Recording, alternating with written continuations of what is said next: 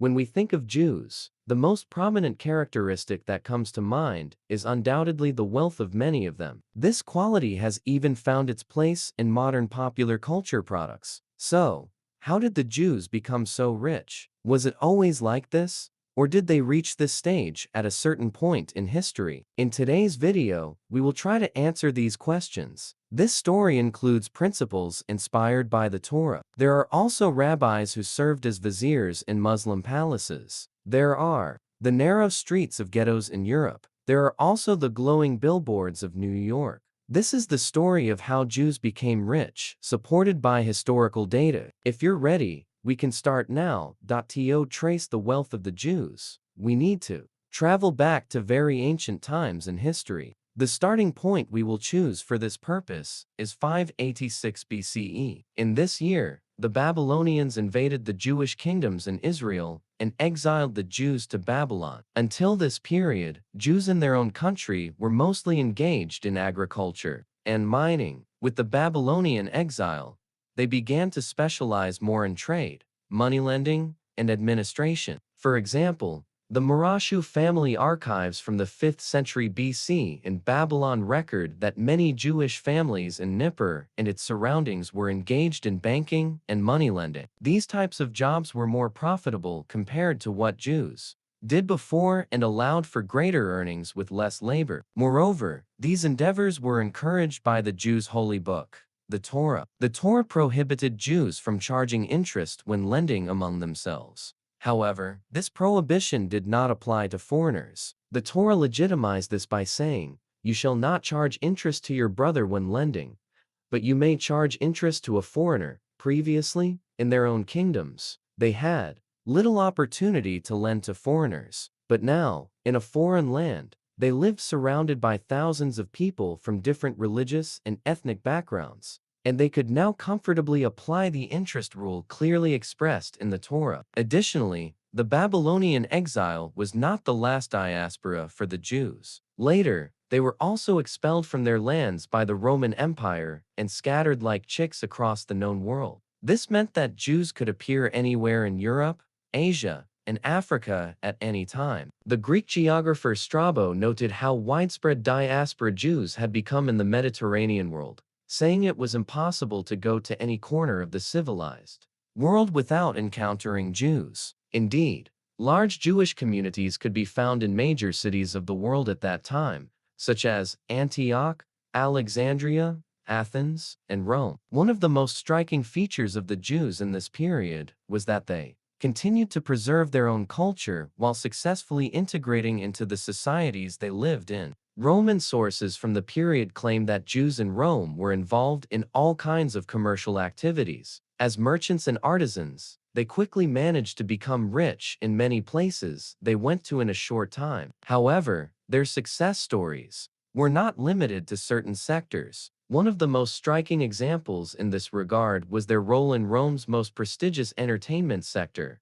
the gladiator games. Many Jews were gladiator managers, one of the most profitable jobs of the era. They would buy gladiators as slaves, have them fight in Rome, and earn income from it. We can compare this to people today who manage world-famous deceased artists or football players. From this perspective, it is not hard to imagine how high their income was. By the end of antiquity, Jews had assumed a role where they could mediate in all kinds of commercial activities. Many Jews already spoke and wrote Aramaic and Hebrew. In addition, they learned Greek and Latin. The fact that Jewish religious education encouraged every man to read and write made Jews a rare educated minority in the ancient world where literacy rates were quite low. This naturally provided them with various privileges such as accounting, drafting contracts, or conducting international correspondence. In other words, Jews were earning high income through trade and establishing close relationships with the leaders of major states of the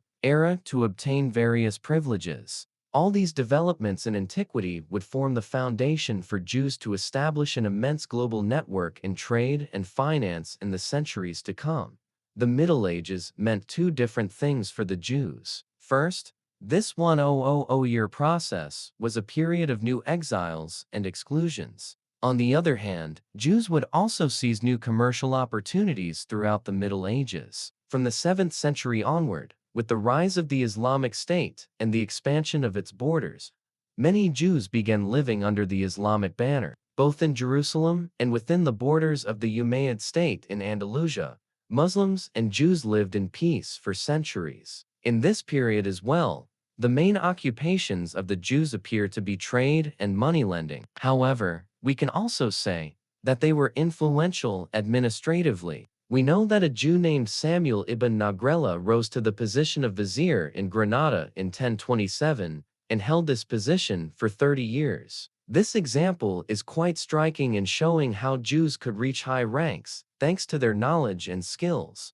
In that period, the fact that interest was religiously forbidden for both Muslims and Christians provided the Jews with an immense privilege in these years. We know that many nobles in Europe who needed cash applied to Jewish moneylenders during this time. The fact that moneylending became the main profession for many Jews living in England, France, Germany, and Italy in the 12th and 13th centuries is a result of this. Nevertheless, the activities of Jews in the medieval world were not limited to moneylending. When the Islamic State rose and the Mediterranean was largely closed to the commercial activities of Western states, Jews called Radhanites emerged as intermediaries between the two societies. Historian Elazar Astor explains this situation as follows. When the Mediterranean was closed to Christian merchants, the Radhanites stepped in. They could easily travel between the two empires. Since they were not officially affiliated with either, they became perfect intermediaries. Indeed,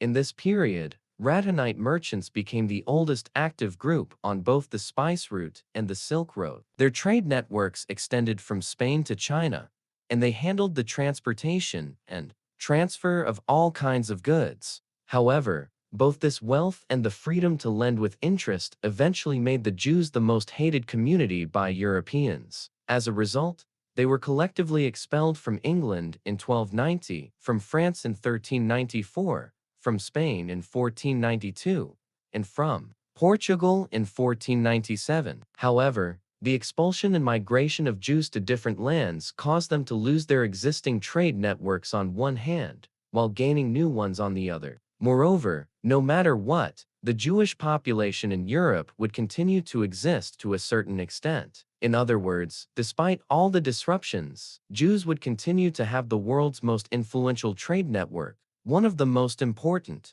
developments in this period was the refuge of Jews expelled from Spain and Portugal in the Ottoman Empire. These Jews, who settled mainly in cities like Istanbul, Salonika, Edirne, Izmir, and Bursa, and were known as Sephardic Jews, established large Jewish communities there. Unlike in Europe, they were not confined to ghettos. Within the Ottoman millet system, they had the opportunity to move freely. They played a pioneering role especially in trade, banking, money changing, textiles, leatherworking, jewelry, medicine, and printing. In fact, the first printing press established in Istanbul in 1493 was the work of Sephardic Jews. In addition, Jewish cannon casters and gunpowder manufacturers who migrated from Europe provided the army with weapons of more advanced technology. In other words, they also contributed to the Ottoman military power. As a result of the geographical discoveries in this period,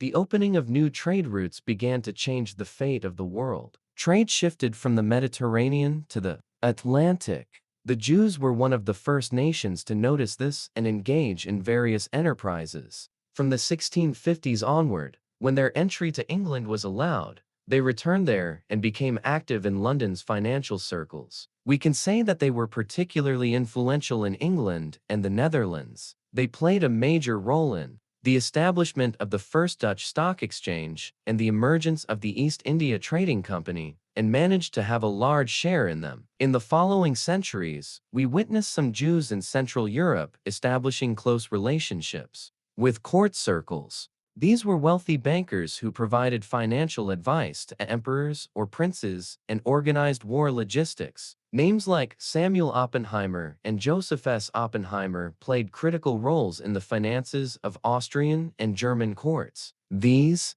Court favorites used the traditions from medieval moneylenders to build modern banking. When you think about how large a share the banking sector has in the market today, it is not surprising that the men who laid its foundations had immense wealth. By the 19th century, we see the emergence of especially Jewish banking families. The most well-known of these is probably the Rothschild family, whose name you have likely heard. The banking business started by Meyer Amschel Rothschild towards the end of the 18th century, with the support of other family members, turned into a large banking network covering other major European cities like London, Paris, Vienna, and Naples within a few years. This family had a say in many areas, from lending to European governments to railway investments, from issuing government bonds to transferring war reparations. For example, after the Napoleonic Wars in 1815, the Rothschilds largely financed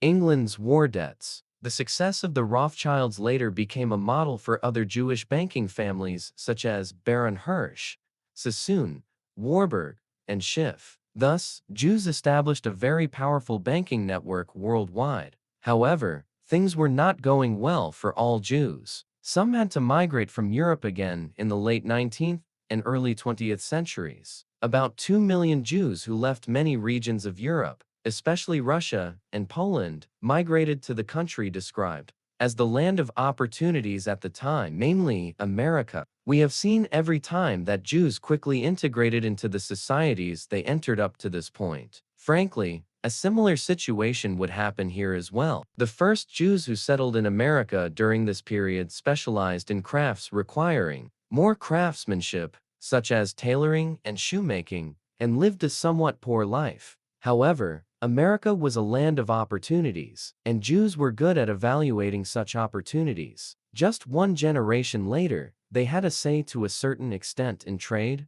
banking, and academia, but the area where they would make the biggest impact would be the entertainment and media sectors. These sectors were just beginning to develop, and local investors thought twice before investing in these areas. However, Jews who had earned money by organizing gladiator fights thousands of years ago must have thought that the entertainment sector deserved investment. Therefore, from the early 20th century, they began investing in theaters. This was soon followed by the development of the cinema sector, and these theater-owning Jews easily stepped into the sector using the networks they had formed around them. For example, Karl Laemmle, the founder of Universal Studios; Adolf Zukor, the founder of Paramount Pictures; Samuel Goldwyn, one of the founders of Metro-Goldwyn-Mayer Studios; and the Warner Brothers were children of Jewish families. These entrepreneurs, who had honed their skills in vaudeville theaters and the garment industry,